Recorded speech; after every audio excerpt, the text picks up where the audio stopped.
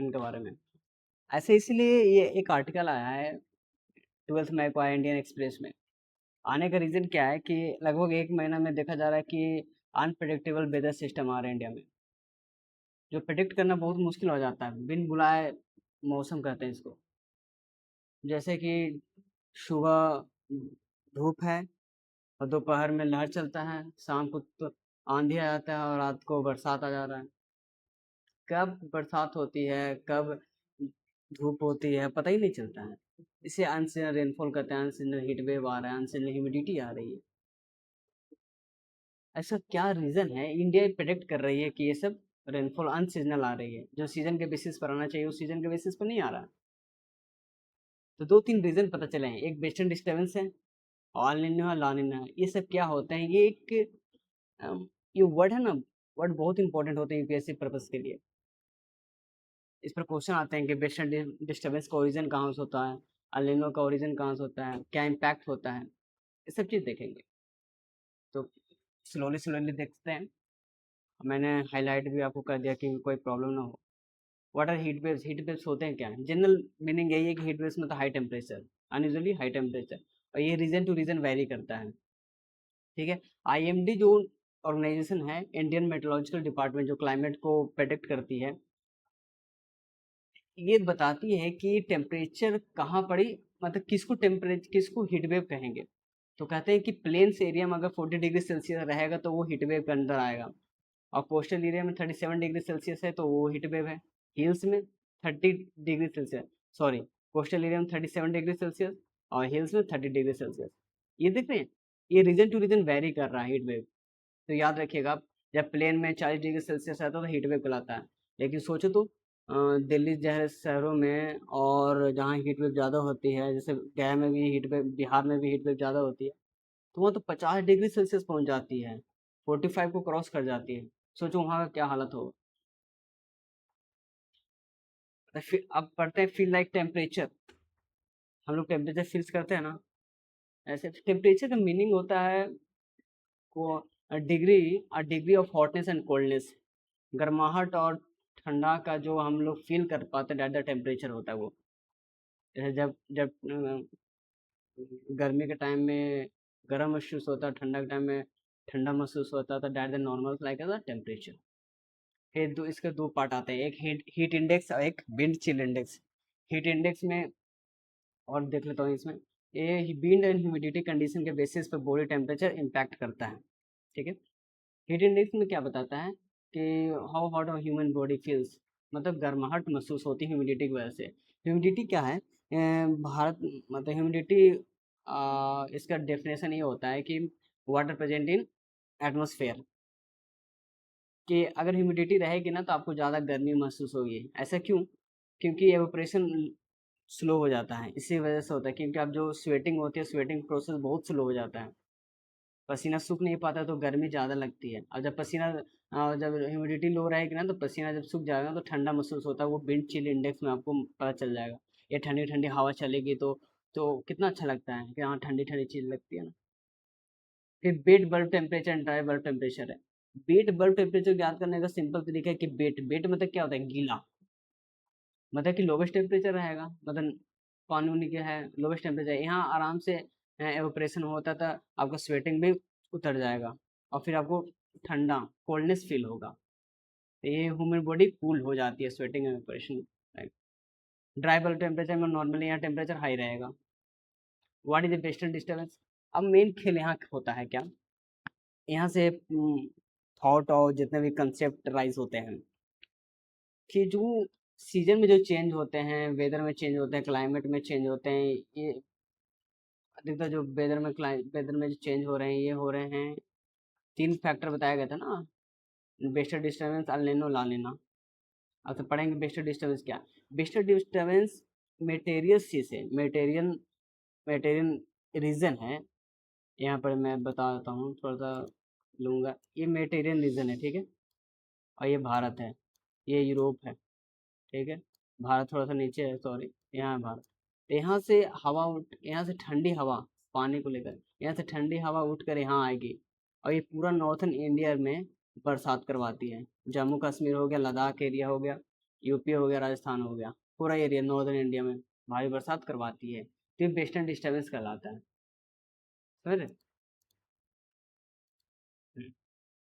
तो eastern tropical weather system है जो वेस्ट टू ईस्ट आता है, मतलब यहाँ से इधर आता है, और ये क्या करवाएगा, रेनफॉल लाएगा, स्नोफॉल लाएंगे और स्टॉर्म लाते हैं। ओरिजिन मेटीरियल रीजन ब्लैक सी, मेटीरियल रीजन के पास ही ब्लैक सी और कैप्सन सी है, दोनों समुद्र हैं, तो हवा को जहाँ से नमी मिलता है वहाँ से उठा के ले चल जाता है वो आगे, ठीक है।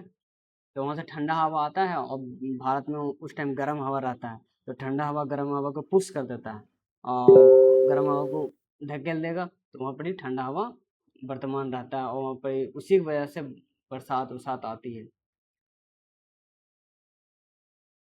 जैसे ये याद कर सकते हैं, ये एरिया में आते हैं, जम्मू कश्मीर एरिया, हिमाचल प्रदेश, उत्तराखंड, पंजाब, हरियाणा, दिल्ली, राजस्थान, वेस्टर्न उत्तर प्रदेश में आते हैं। सिग्निफिकेंस क्या हो सकता है? वेस्टर्न डिस्टर्बेंस का सिग्निफिकेंस क्या है? 30% एनुअल प्रेसिपिटेशन बताया जा रहा है नॉर्दर्न वेस्टर्न रीजन में, 30%। और ये हिमालय क्लाइमेट पर इम्पैक्ट डाल सकता है, ग्लेशियर पर इम्पैक्ट डालेगा, स्नो वाटर शॉर्टेज और चाहे फ्लोरा फौना हो, मतलब प्लांट्स एंड एनिमल पर इम्पैक्ट डालता है, एग्रीकल्चर क्रॉप्स पर भी फायदा होते हैं इससे। कहते हैं विंटर, जब विंटर, इसकी वजह से अगर विंटर रेनफॉल होगा ना, तो रबी क्रॉप्स को, बीट, मस्टर्ड, बार्ले को फायदा होते हैं, और इसकी सॉइल की मॉइस्चर में इम्प्रूवमेंट आती है, किसकी वजह से? वेस्टर्न डिस्टर्बेंस की वजह से। अब अब अल नीनो है और ला नीना है, ये दो पार्ट इसमें आते हैं इंसो में। El Nino, southern oscillation. इसका सिंपल कहना ये है कि जो सी का जो सरफेस टेम्परेचर होता है ना, उसमें फ्लक्चुएशन होता है, कभी कोल्ड कभी वार्म, तो वो चीज़ को स्टडी करने के लिए अल नीनो और ला नीना लाया गया है। तो ये, तो सी सरफेस टेम्परेचर ऐसे सिंपल बोल सकते हैं, changing in sea surface temperature and atmospheric pressure in the equatorial Pacific ocean. Pacific ocean कहाँ है जानते हैं ना? इस अमेरिका, अमेरिका और अमेरिका, एक साइड अमेरिका, अमेरिका और इसके साउथ अफ्रीका के बीच में पैसिफिक ओशियन आते हैं। तो अल नीनो देखते हैं, अल नीनो जो है, El Nino the warming of sea water in the central central east equatorial Pacific data का एवरेज पीरियड। तो अल नीनो का जो ओरिजिन होता है, यहाँ पर अल नीनो ओरिजिन होता है, ये देख रहे हो ना, ये नॉर्थ अमेरिका है, ठीक है, पैसिफिक ओशियन, ये नॉर्थ अमेरिका है और ये साउथ अमेरिका है, तो यहाँ पर ओरिजिन होगा अल नीनो। अल नीनो का मतलब क्या है कि यहाँ का टेम्परेचर हाई हो जाता है, जब टेम्परेचर हाई हो जाता है ना, तो बरसात बहुत ज़्यादा होता है यहाँ पर, क्योंकि प्रेशर लो रहता है, और ये ऑस्ट्रेलिया के इधर इंडिया है, तो ये साइड जो है ना, ये साइड एरिया में, इस साइड एरिया में प्रेसिपिटेशन बहुत लो होता है, तो ड्रॉट फील हो सकता है, क्रॉप्स का फेल्योर होने के चांसेस रहते हैं। तो अल नीनो जब आता है तो इंडिया के लिए उतना अच्छा नहीं होता है। El Nino is the El Nino is the warming of sea water in the east equatorial Pacific area during El Nino, surface temperature in the equatorial Pacific rise. तो ऐसे आते हैं। लाल नीना किसको कहते हैं? लाल नीना क्या कहते हैं? लाल नीना अपोजिट होता है अल नीनो का। लाल नीना जो होता है अपोजिट होता है अल नीनो का, कि लाल नीना इधर आता है ना, तो लाल नीना जब इधर आएगा ना, तो भारत की तरफ वर्षा बहुत ज्यादा होती है, वर्षा बहुत ज्यादा होती है, तो अच्छा होता है इंडिया की मानसून के लिए, इंडियन के क्रॉप्स के लिए। तो यहाँ सिंपल याद रखने का तरीका यही है कि लाल नीना इधर अपोजिट ऑफ अल नीनो है। इम्पैक्ट क्या होता है? This lead to dry condition in the southern USA and heavy rainfall in Canada.